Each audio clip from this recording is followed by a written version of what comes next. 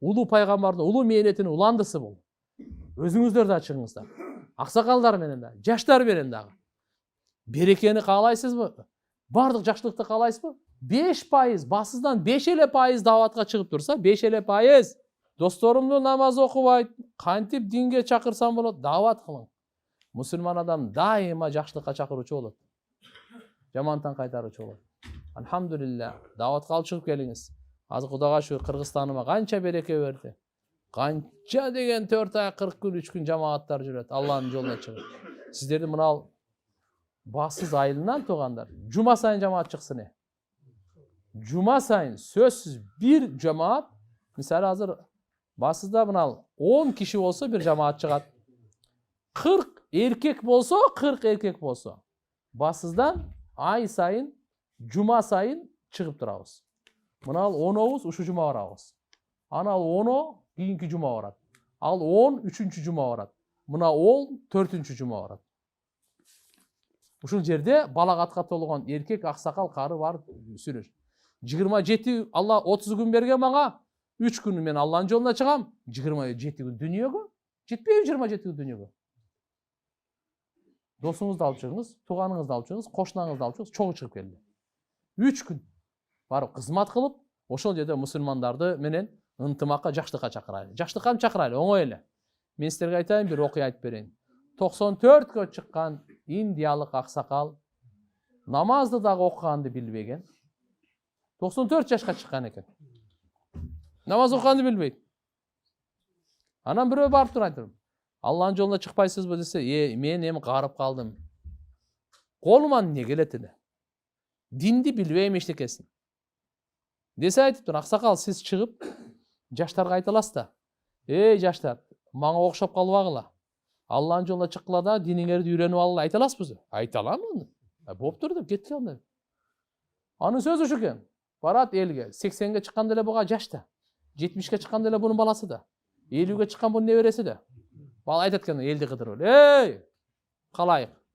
Силер мага окшоп калбагыла. Мен өмүрүм 94кө чыкты. Дин үйрөнбөй калдым. Силер Алланын жолуна чыккыла дагы даратты үйрөнгүлө. Намазды үйрөнгүлө. Кызматты үйрөнгүлө. Куранды үйрөнгүлө. Дуаны үйрөнгүлө. Зикирди үйрөнгүлө. Үйрөнгүлө. Мүнөздү үйрөнгүлө. Мусулман менен чогуу жашаганды үйрөнгүлө. Кызмат кылганды үйрөнгүлө. Ахиретке даярданганды үйрөнгүлө. Бейиш тууралуу уккула. Дозок тууралуу уккула. Алла тууралуу уккула. Куран тууралуу уккула. Пайгамбарыбыз тууралуу уккула. Чыккыла. Деп Аллаху акбар 4 ай жүрүптүр. Намазын үйрөнүптүр. Колунан жүздөгөн индус исламды кабыл алды. Канча адамдарга себепчи болду. Сиздер айта аласыз да аны. Бул дер айта алат, баарыбыз айта алабыз да. Бул чоң философиясынын кереги жок. Биз бул өзүбүз дават мындай да. Оңолуп атып элди оңдойбуз деген да. Мына. Өзүбүз да тазаланабыз. Бул агып аткан суудай. Аккан суу өзү таза болот, башкасын да тазалай алат да. Турган суу тазалай албайт. Сасып кетет ал. Дават агып турган суудай. Дават жакшылыктардын энеси. Ал аркылуу келет, бардык жакшы мүнөздөр келет, жаман адаттар кетет. Макулбу? Ошон үчүн мына жерде азыр бассыздын айы сиздер жакшы мына жерде 4 айлыктар барбы? Кол көтөрүңүздөрчү 4 айлыктар көрөйүн мына. 4 айга чыккан даватчылар барбы? Бийик көтөргүлө. 1 2 3 4 бар экен. 40 күнгө чыккандыктар бар, көтөрүлөчү. Бийик көтөрүлө 40 күндүктөр. 1 2 айланайын, биринчи жолу капа болбогула. Кыргызстанда биринчи жолу сиздерди көрүп атам мен ушундай. Кыргызстанга мына Кудайга шүгүр, мен муфти болуп чакты, иштеги чекти Кыргызстанды 3 кыдыргам. Ар бир районда. Бирок мынандай сиздердикини көргөн эмесмин. Эми мындай кылайын. Жакшы сүйлөшөлү. 3 күнгө чыккандар көтөрүлөчү ана, 3 күнгө чыккан. Ушуну сүйүнтүп койгула, кичине. Айнана, жаман настроение чүрүп силер. Ана таптакыр чыкпагандар көтөрүлөчү. Вообще чыккан эмесмин дегенде. Көтөрүлөчү. Аз эле экен мына. Мындай кылайлы. Биз мен азыр бекерчи эч ким жок. Убактыбызда андай эле кенен эмес. Сиздердин алдыңыздарга атайы келип отурам кызматыңыздарга. Туугандар, мындай кылайлы. Ишенип койгула мага. Кудайым ушундай бакыт берет. Дүйнөңүздө, ахиретиңизде күйбөйт. Мага ишенип кой. Алла Тааланын жолун мен сизге Курандан айтып берип атам, хадистен айтып атам. Алланын жолуна чыгыңыз. Даватка чыгыңыз. Кудайым буйрса сизден үй бүлөңүзгө, элиңизге барына пайда болот. Эч будан эме болбоңуз. Кудайга шүгүр иншалла. Алла Тааламыздан алхамдулилlah канча адамдын жашоосун оңдогон. Улуу пайгамбардын улуу мээнетинин уландысы бул. Ошон үчүн иншалла бул негизги максатыбыз болуш керек. Дүнүйө экинчи орунда болуш керек. Ошон үчүн эң жакшы тартип айтып атам. Жакшынакай сүйлөшүңүздөр. 4кө бөлүнүңүздөр. Ар жумада бир жамаат чыгып кетсин. Нурбек тактыр, ушуга көңүл буруңуздар. Өзүңүздөр да чыгыңыздар. Аксакалдар менен да, жаштар менен дагы. Кудай кааласа иншалла. Анан кийинки гана келе берет. Имамыбыз, карыларыбыз пайда болот, балдарыбызды окутат, Куран, тажвид, хадис мынандай кылып болот. Аябай ушундай береке болот. Аллаху акбар. Аллахтын рахматы жөнүнө жай.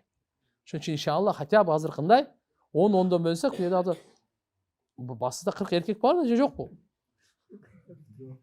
Көп да. Канча түтүн? 500 түтүн болсо керек аз дегенде.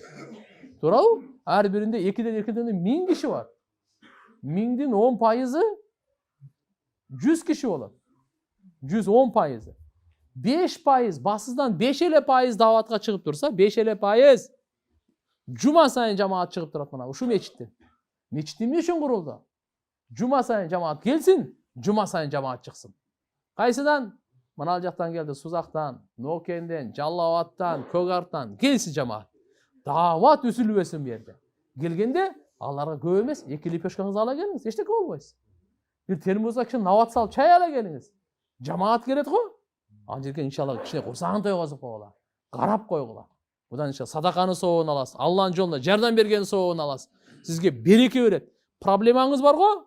Эч кимге айтпай кызмат кылып, "Я Алла ушуну кылдым эле, анан мага келиң, анан чечилбесе." Алла субханаху ва таала, мына алхамдулилlah азыр бардык ажаткана, даараткана, тияк чай-пай бардыгы жакшынакай болду. Эми иншалла буну мечит иштетиш керек бул. Бул выставка эмес да, бул ушундай кылып коюп кое турган. Бул намаз окугандар менен жанданат. Эч ким келбесе мисалы. 5 убак намаз болбосо. Анда кандай? Же бир эле сап 4-5 эле болсо, же 10 чакты эле болсо, жок. Багымдатты үйдө окубагыла. Мергелип окула. Берекени каалайсызбы? Бардык жакшылыкты каалайсызбы? Багымдатып бияк кел.